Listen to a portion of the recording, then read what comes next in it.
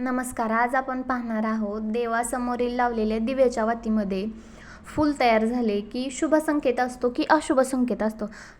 चला तर मग आपण जाणून घेऊया. आपण रोज देवासमोर दिवा लावतो, प्रार्थना करतो, देवाजवळ आपल्या मनातील इच्छा सांगतो. जेव्हा वातीच्या टोकाला छोटेसे फूल तयार होते, मी खूपदा आणि बऱ्याचदा बघितलं आहे की मी लावलेल्या दिव्यासमोर रोजच्या दिव्यासमोर फूल तयार झालेलं असतं.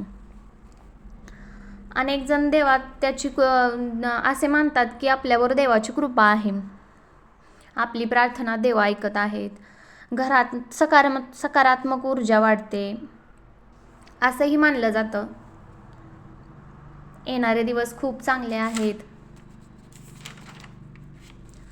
आपल्या मनातील मनोकामना पूर्ण होणार आहेत याचेही संकेत असतात जेव्हा वातीत फुलासारखा आकार तयार होतो,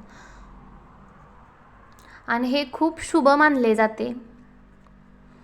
काही लोकांचे म्हणणे असे असते की ज्यावेळेस देवाच्या वातीत फुलासारखा आकार किंवा असं चंद्रकोर तयार होते त्यावेळेस देव आपल्या सोबत आहे, आपल्यावर देव खूप प्रसन्न आहे असंही माणसांचं म्हणणं असतं.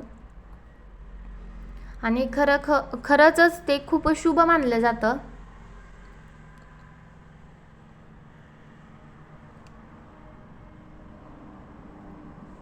घरात शांतता, आनंद, समाधान वाढते. म्हणून काही लोकांचे म्हणणे असे असते ज्यावेळेस वातीचे फूल दिसले की लोक नमस्कार करून देवाचे आभार मानतात.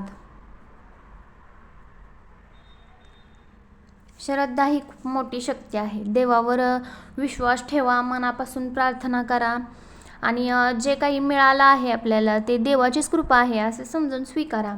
तुम्हीही तुमच्या देवासमोर अशी वात लावा.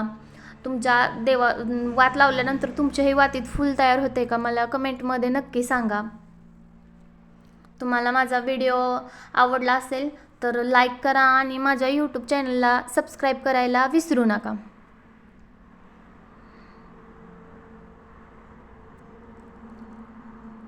श्री स्वामी समर्थ.